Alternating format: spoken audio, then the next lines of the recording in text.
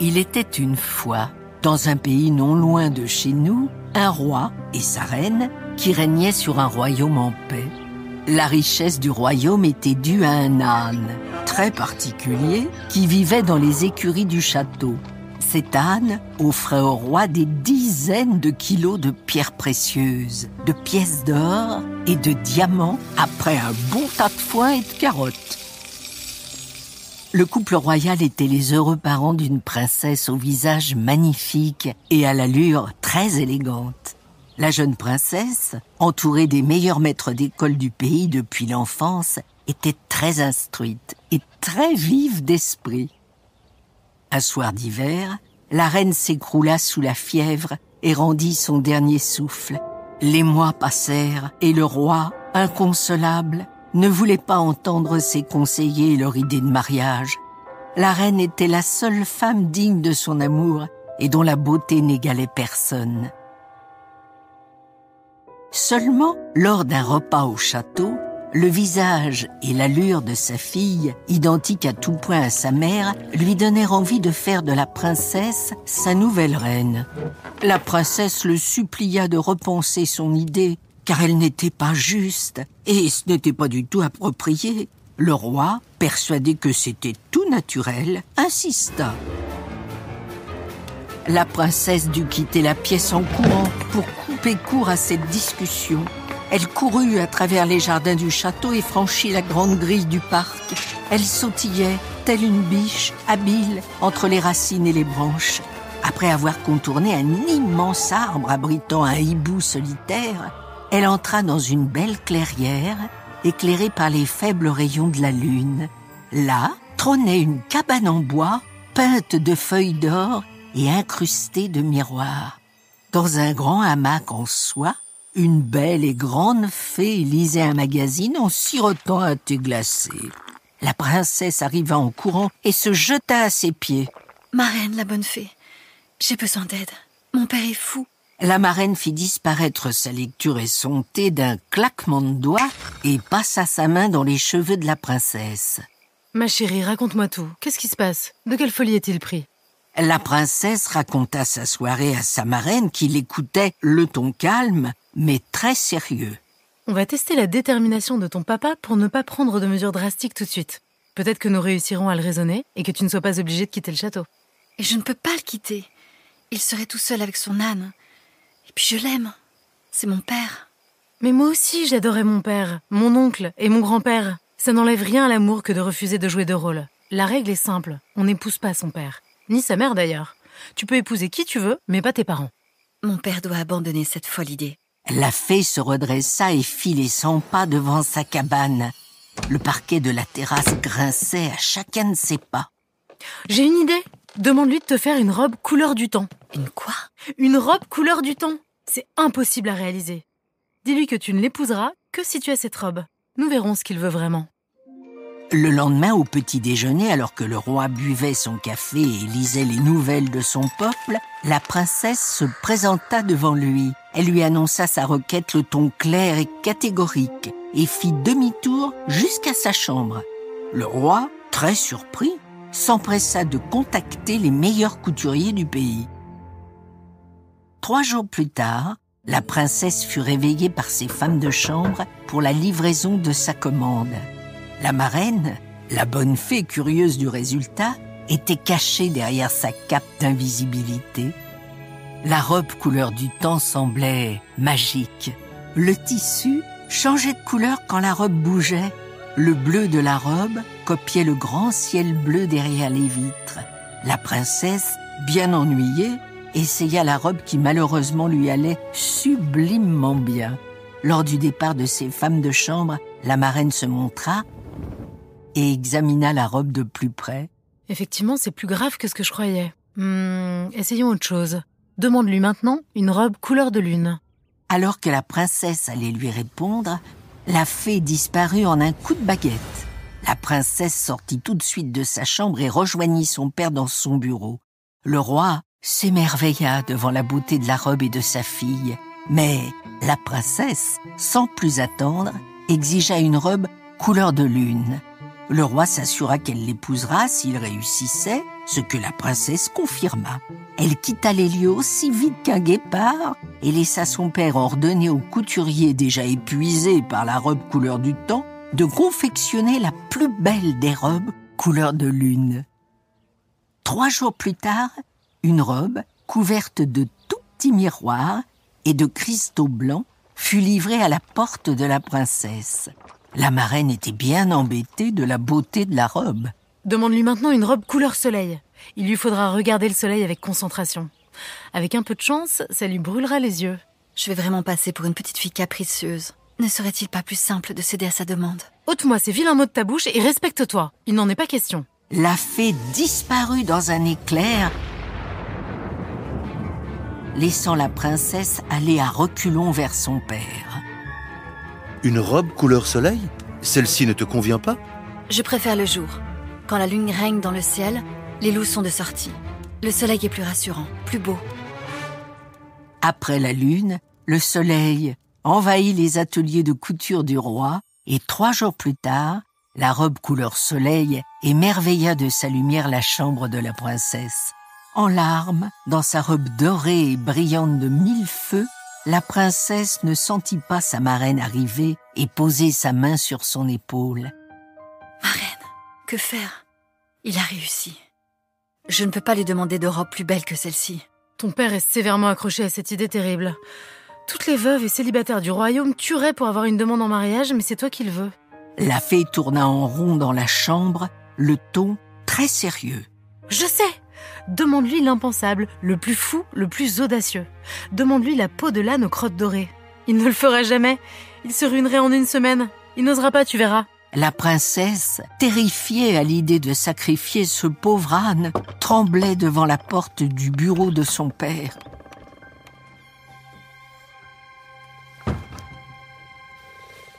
Père, je souhaite la peau de l'âne. Si vous m'aimez vraiment et me voulez comme reine, il vous faudra tuer votre précieux âne. La peau de l'âne? Pourquoi me faire une chose aussi monstrueuse après tant de cadeaux sublimes? Si vous m'aimez, voici l'acte le plus courageux que je puisse exiger de vous. Le roi fit les 100 pas pendant des heures. La princesse était déjà couchée quand le roi vint lui-même déposer la peau de l'âne encore chaude sur le dos de sa fille. Gênée par des mouches sur son visage, la princesse se réveilla et découvrit la peau de l'âne étalée sur son lit. Sa marraine arriva juste au bon moment pour couvrir sa bouche et cacher son hurlement de peur. Alerte rouge, il faut réagir vite et bien. Prends cette peau et mets-toi dessous. Tu pars au vert. Je te confie ma baguette pour te faciliter la vie, mais il faut pas qu'on te reconnaisse. Ton père va te chercher. La fée étala de la suie de la cheminée sur le visage de la princesse et lui donna sa baguette. Le reverrai-je? Peut-être, quand il sera soigné de sa folie. La princesse, couverte de la peau d'âne et la baguette en main, se mit à courir dans le parc du château. Sortie par la grande porte des murailles, elle se dirigea vers le grand chemin. Là, une belle voiture couverte de fleurs et de guirlandes l'attendait et commença sa route, une fois peau d'âne installée à l'intérieur. La princesse, déguisée sous sa peau d'âne, s'endormit aussitôt et ne se réveilla que le lendemain, tout à côté d'un petit village qu'elle ne connaissait pas. Poussée par la curiosité, elle entra dans le village. Les villageois la virent arriver sous sa peau d'âne et tout de suite la prirent pour une horrible roturière. Ils étaient bien incapables de reconnaître la princesse cachée sous la suie, la boue et la peau de l'animal qui couvrait sa beauté. Bodane! Bodane! Bodane! Bodane! Voilà un nom qui lui va bien! La princesse laissa les villageois se moquer et elle s'approcha de la maison la plus reculée du village. Une vieille femme au visage marqué par le temps et la misère l'attendait, un balai et un seau à la main. Et toi, Podane, prends ce seau et ce balai, tu me feras le ménage. Et en échange, je te laisserai aménager le vieux poulailler. Une souillon comme toi devrait s'y sentir à l'aise. Allez, tiens, va ramasser leur fiente et préparer le bois. Et plus vite que ça. En moins de 2 jours, la princesse était devenue la boniche de la pire des vieilles femmes. Elle devait nettoyer le box des cochons 2 fois par jour, nourrir les poules, chercher de l'eau, nettoyer la ferme, ramener du foin. Elle s'était tout de même aménagé un petit coin confortable dans l'ancien poulailler. Avec l'aide de la baguette de sa marraine, Peau d'âne pouvait tout de même garder ses habitudes de princesse en se préparant tous les matins face à son miroir avant de revêtir sa peau d'âne et partir travailler à la ferme. Un jour qu'elle puisait de l'eau sur la place du village, un messager du palais royal se mit à crier. « Oyez! Oyez! Le roi vous adresse son divin message. Notre bien-aimé souverain vous fera l'honneur de passer l'après-midi avec vous afin de redécouvrir les joies et les richesses de notre belle région. Il sera accompagné de son fils, le jeune prince. Mesdames, n'oubliez pas de vous présenter à lui. Qui sait, le prince pourrait s'oublier et songer à vous dans ses rêves les plus fous. » Peau d'âne, entendant l'annonce, se mit à paniquer. Et si le roi de ce pays la reconnaissait? Et s'il prévenait son père et qu'elle était prise au piège? Et si le prince, effrayé par son allure macabre, exigeait qu'on la chasse? Un villageois non loin remarqua sa panique et s'approcha d'elle, le sourire jusqu'aux oreilles. « Oh, t'en fais pas! Moche comme t'es, on te laissera pas approcher le roi !» Peau d'âne, vexée, rentra avec son seau d'eau à la ferme où elle croisa la vieille. « Le roi et le prince qui viennent visiter notre pauvre village, une princesse qui s'échappe dans le royaume d'à côté, des ânes en guise de manteau. J'aurais tout vu sur cette terre. Et toi, Peau d'âne, file travailler, ne compte pas aller le voir, le roi. » Je ne pourrai pas approcher le village quand le roi sera là. Les villageois ne le permettraient pas. C'est évident. À quoi tu t'attendais? On monte pas une souillon comme toi à notre roi. Va donc t'occuper de mes poulets, plutôt. La princesse, bien désolée, se retrouva toute seule au milieu des animaux de la ferme. Elle se mit à pleurer en silence, sans que personne ne soit là pour la consoler. Le jour du passage du roi et du prince, le village entier se trouvait sur la place. D'immenses tables furent dressées avec les meilleurs plats et gâteaux de la région. Les villageois dansaient, chantaient avec le roi, qui se félicitait d'avoir un pays aussi gai. Peau d'âne, toute seule dans sa cabane, pouvait entendre au loin les chants et la musique de la place. Au lieu de pleurer sa peine, la princesse dégaina la baguette magique de sa marraine et fit apparaître au milieu de la pièce son immense coffre de vêtements.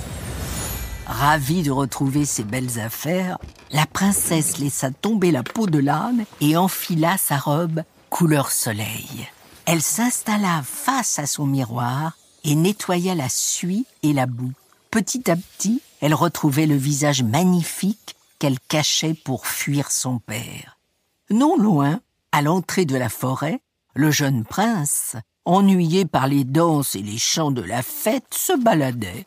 En passant entre les arbres et les buissons de fleurs sauvages, le prince arriva devant la cabane de Peau d'âne. Les reflets de lumière de la robe couleur de soleil se reflétaient tout autour de la cabane. Le prince, curieux, s'approcha en silence et découvrit la princesse attablée à sa coiffeuse, une brosse dans les mains et ses cheveux brillants entre les doigts. Le prince ne pouvait pas quitter des yeux le visage magnifique de la princesse. Rapidement, elle le vit à travers la vitre et le reconnut immédiatement. Mais c'est le prince Jean. Nous adorions jouer ensemble pendant que nos pères se disputaient les lois et les terres. Cela faisait si longtemps que je ne l'avais pas revu. Le prince, apeuré et persuadé d'avoir été vu en train de l'espionner, s'en alla en courant à travers les bois, alors que la princesse, sûre d'elle, sortait de sa cabane pour aller à sa rencontre. Le prince, de retour sur la place, pressa son père de rentrer à leur palais. Dès son arrivée, il s'enferma dans sa chambre à double tour et refusa qu'on ne le dérange des jours durant. La reine, sa mère, s'inquiéta. Que pouvait-il avoir pour s'isoler de la sorte? Elle fit venir les meilleurs médecins qui rapidement comprirent. Le prince se laissait mourir d'amour pour une certaine princesse mystérieuse. La reine, très surprise, demanda à son fils de tout lui expliquer. Quand il eut terminé, la reine envoya ses messagers à la recherche de cette mystérieuse princesse. En vain. On lui fit alors savoir qu'aucune princesse ne vivait là et qu'il avait dû rêver. La seule créature de cette forêt serait une dénommée Peau d'âne, qui n'avait rien d'une princesse et qui sentait très mauvais. Peau d'âne? Mais quelle étrange créature! Oh, j'adorerais un gâteau fait de ces douces mains. Ni une ni deux, tous les gardes du palais prirent leurs plus beaux chevaux et s'empressèrent de rejoindre la cabane de Peau d'âne pour lui passer commande. La princesse, de nouveau sous sa peau d'âne sanguinolente, fut surprise de la demande du prince, mais se mit tout de suite au travail. Avant de mettre le gâteau au four, elle fit apparaître son coffre et glissa dans le gâteau sa chevalière en or, où le blason de sa famille était gravé. Le prince connaît ce symbole, et il connaît la folie de mon père. S'il reconnaît mon bijou, il m'aidera à sortir de cette ferme qui empeste le caca de poulet. Le gâteau fut servi au prince, qui s'empressa de le manger. D'un coup, le prince se mit à tousser et manqua de s'étouffer.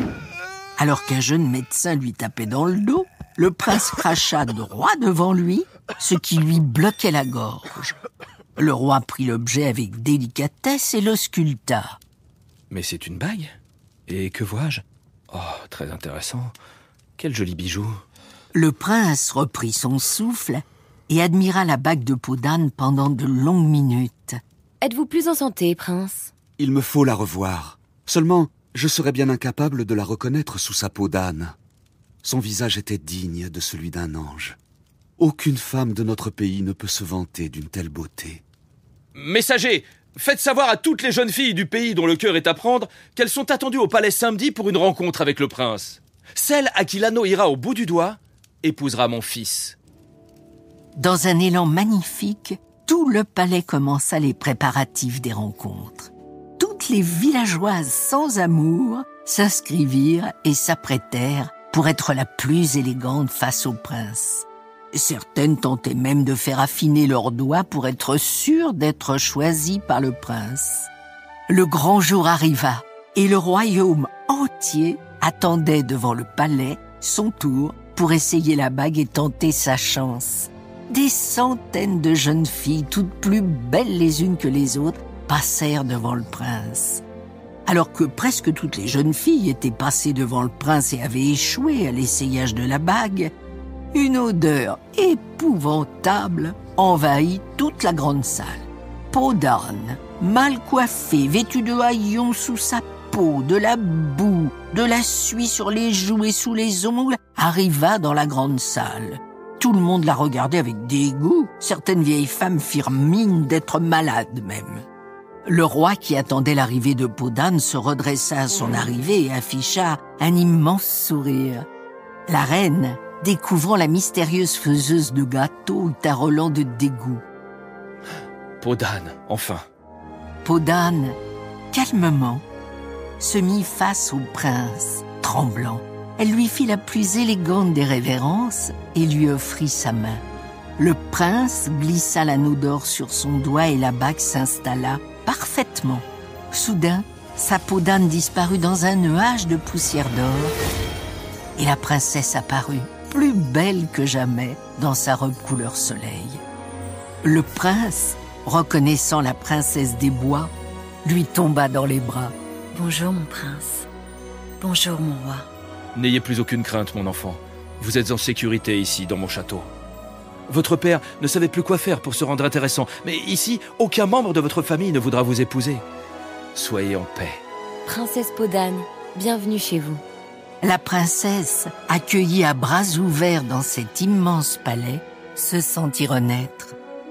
Plus jamais elle n'aurait à ramasser le caca des cochons, plus jamais elle n'aurait à supporter les moqueries des villageois, et surtout, plus jamais elle n'aurait à porter cette peau d'âne puante pour se cacher de son père. Quelques années plus tard, Peau d'âne fut sacrée reine par le père du prince.